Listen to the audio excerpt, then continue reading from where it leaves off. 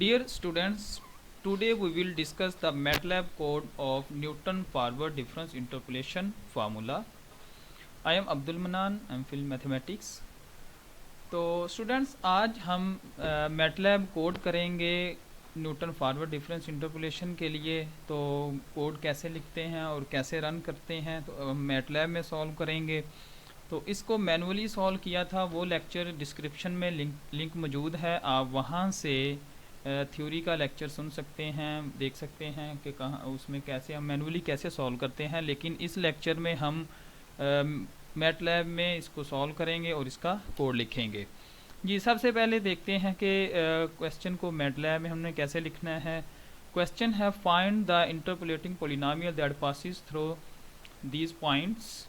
तो एक पॉइंट्स हैं आपके पास और हम जो फॉरवर्ड के लिए फार्मूला यूज़ करते थे वो जो जनरल फॉर्म दिस। अब बात करते हैं डिफरेंसेस जो आते थे हमारे पास। फॉरवर्ड डिफरेंस इंटरपोलेशन टेबल जो है वो लिखा हुआ है एक्स वाई और डेल्टा लेते थे 7 - 4 8 - 7 is equal to this, 11 - 8 is equal to this, 15 - 11 is equal to 4। और इसी तरह से डेल्टा स्क्वायर जब फाइंड करते थे तो डेल्टा का डिफरेंस लेते थे 1 - 3 तो ये आ जाता था। इसी तरह जब डेल्टा क्यूब फाइंड करते थे 2 - 2 तो 4 आ गया। इसी तरह से ये ऑल वैल्यूज़ फाइंड करते थे। अब इस डिफरेंस टेबल को, ये जो डिफरेंस फाइंड किया है फॉरवर्ड डिफरेंस है, इस टेबल को मैंने एक मैट्रिक्स की फॉर्म में लिख दिया है।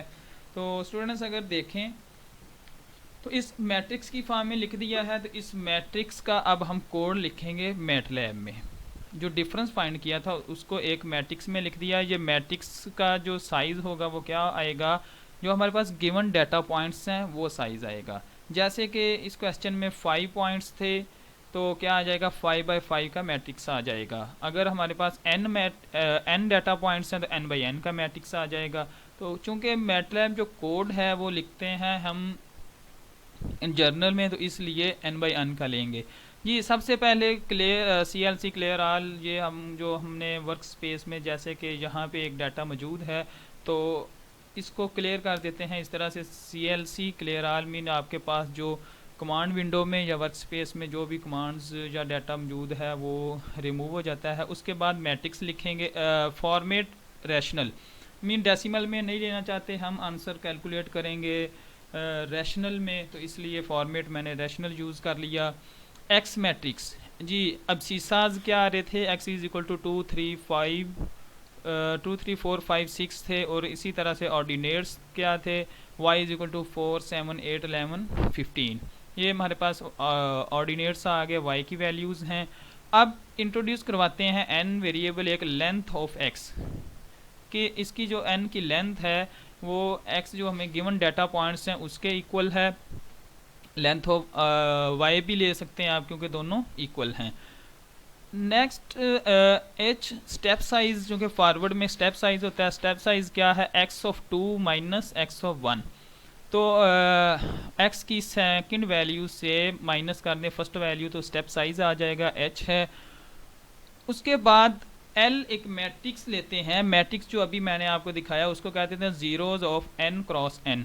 n क्रॉस n का मैट्रिक्स ले लिया। तो इस क्वेश्चन में हमारे पास क्या आएगा 5/5 का मैट्रिक्स। तो आप n की जगह पे 5 भी लिख सकते हैं।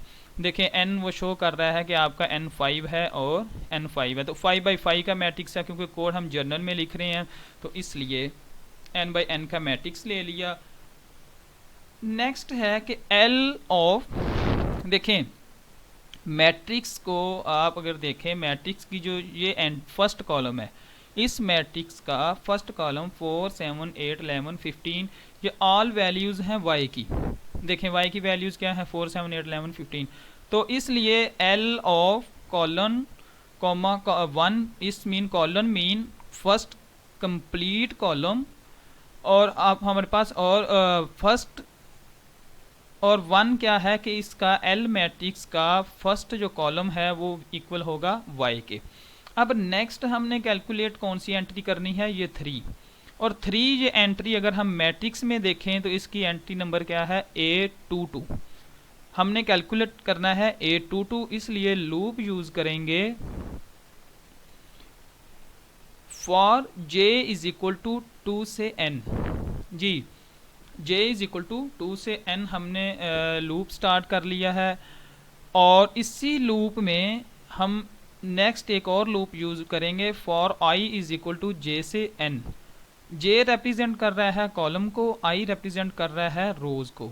जी j देखें, इसमें अगर हम जब फर्स्ट कॉलम हम कॉलम वाइज फाइंड करेंगे, सबसे पहले हमने ये कॉलम फाइंड कर लिया, अब हम ये कॉलम फाइंड करेंगे, इसी तरह से थर्ड, इसी तरह से फोर्थ और फिफ्थ कॉलम फाइंड करेंगे। फर्स्ट कॉलम हमने बता दिया कि y के इक्वल है, अब हमने ये कैलकुलेट करना है a22, और इसी तरह से देखें a32, और इसी तरह से आ रहा है a42 और a52। अब इसमें आप एक पॉइंट नोट करें कि 2 जो है ये फिक्स आ रहा है। इसमें अगर ये देखें, ये जो 2 आ रहा है ये फिक्स्ड है, मीन j की वैल्यू फिक्स्ड है, और वेरिएशन किस में आ रही है, i में, रोज में वेरिएशन आ रही है, तो इसलिए हम सेकंड लूप में i यूज करेंगे। मीन जब हमने फर्स्ट लूप में, अगर हम इसमें देखें कि हमने फर्स्ट लूप में हमने क्या कह दिया कि हमने स्टार्ट कर लिया था j इज इक्वल टू 2 से n और for i is equal to j से n। जी इसी तरह से वेरिएशन, अब इस जब सेकंड लूप में आएंगे तो यहाँ पे इस लूप में j की वैल्यू फिक्स्ड है और वेरिएशन किस में आ रही है, i में। अब हम मैट्रिक्स लिखते हैं, तो इसको अगर हम गौर से देखेंगे तो समझें आपने अंडरस्टैंड कर लिया। तो देखें l की, अब हम a22 फाइंड कर रहे हैं, जब a22 फाइंड करेंगे तो इस एंट्री को देखें, ये एंट्री है a21, तो ये एंट्री आ रही है a21। तो देखें यहाँ पे जो रो आ रही है, रो नंबर इस एंट्री में सेम है, और यहाँ पे 3 है तो यहाँ पे भी 3 है, यहाँ पे 4 है तो यहाँ पे भी 4 है, यहाँ पे 5 है तो यहाँ पे भी 5 है। तो इसलिए ये जो i आ रहा है हम इसको कह देंगे ये i है, और उसी तरह से यहाँ पे देखें 1 1 1 1 आ रहा है, तो इसी तरह से ये देखें 2 2 2 2 आ रहा है, तो इसका मतलब कि 2 माइनस 1 कर दें, 2 में से एक कम करके ये लिख देंगे, 2 में से एक कम करके ये आता जा रहा है, तो इसी को हमने लिख दिया। देखें l ऑफ i j जब फाइंड करेंगे तो ये i हमारा फिक्स्ड रहेगा, ये i फिक्स्ड है तो ये फिक्स्ड रहेगा, और j माइनस 1 एक कम करके, उसके बाद एक एंट्री माइनस हो रही है। अगर आप गौर से देखें तो एक एंट्री यहाँ पे माइनस हो रही है, minus a11 minus a21 minus a31। तो इसमें भी क्या है कि ये आपके पास कॉलम फिक्स्ड है, ये वाला ही कॉलम आ जाएगा, जैसे हमने ये लिखा था j माइनस 1।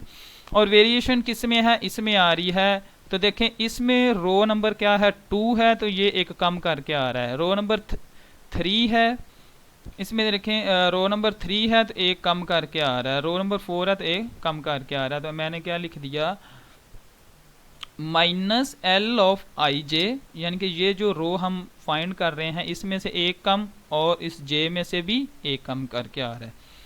तो अब हम देखते हैं कि हमने जो मैट्रिक्स l फाइंड किया था उसको रन करके देख लेते हैं, हमारे पास मैट्रिक्स वही आ रहा है कि नहीं आ रहा।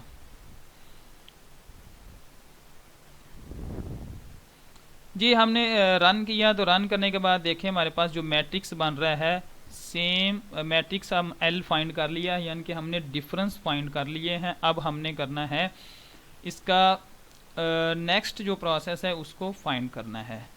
जी ये हमने डिफरेंस फाइंड कर लिए हैं, अब हमने इसको करना है मल्टीप्लाई।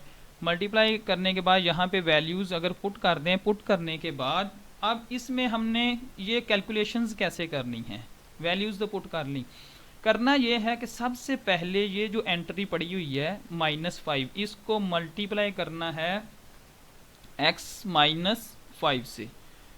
ये जो हमारे पास एंट्री है, ये जो एंट्री आ रही है x -5 है, इसको हमने मल्टीप्लाई करना है x -5 के साथ। तो देखें जब इन दोनों को मल्टीप्लाई कर दिया तो हमारे पास ये एक्सप्रेशन बन रहा है।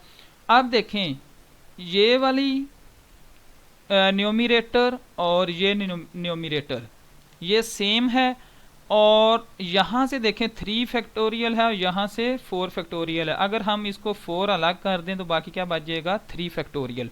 तो ये वाली कंप्लीट टर्म जब हम यहाँ से कॉमन ले लेंगे तो बाकी इसमें से क्या आ जाएगा, 4 आ जाएगी वैल्यू, और इसमें से हमारे पास क्या आ जाएगी, -5x, इसमें से जो हमारे पास कॉमन आ जाएगी 4 आ जाएगा डिवाइड में। जी इसको हम देखते हैं।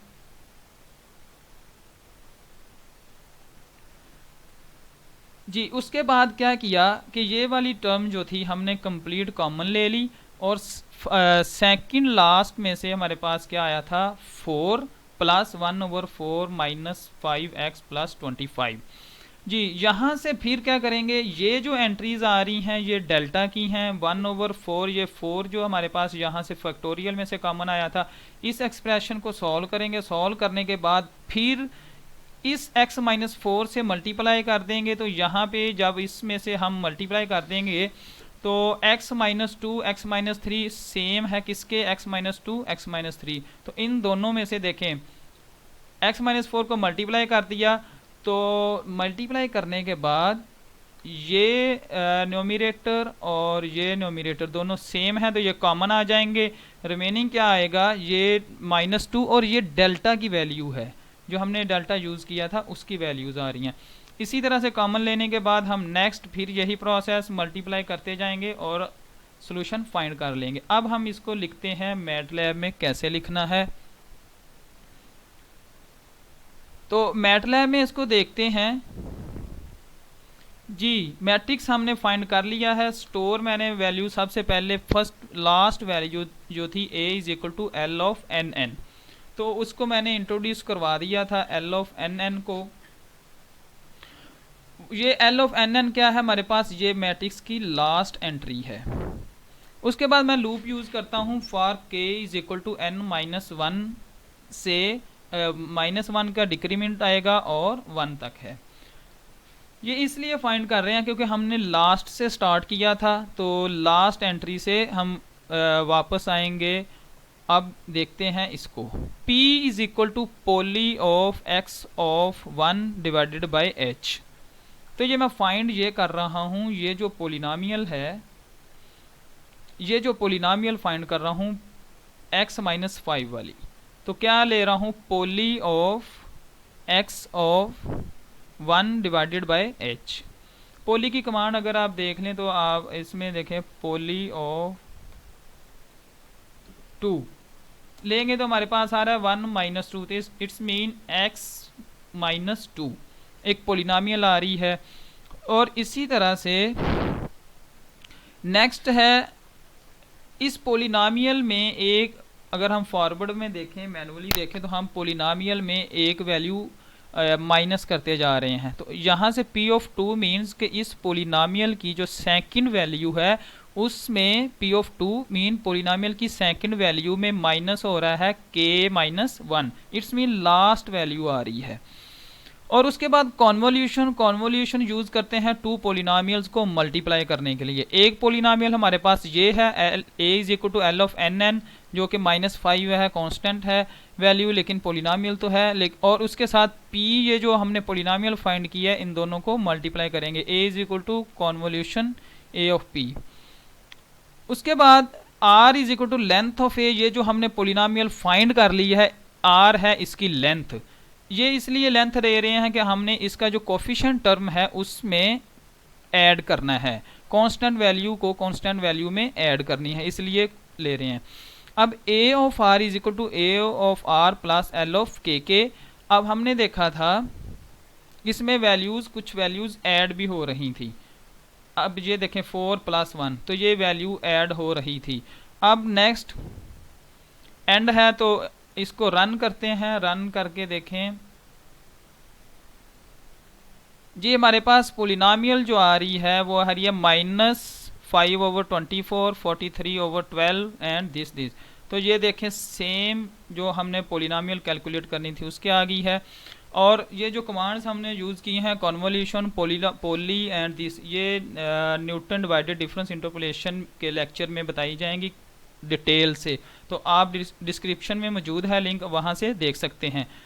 Newton divided difference interpolation polynomial जो हम फाइंड करते हैं उसमें उसका जो लेक्चर है डिस्क्रिप्शन में लिंक मौजूद है, वहाँ पे डिटेल से बताया जाएगा कॉन्वोल्यूशन क्या है, पॉलीवाल क्या है, पॉली क्या है, अगर हमें पॉली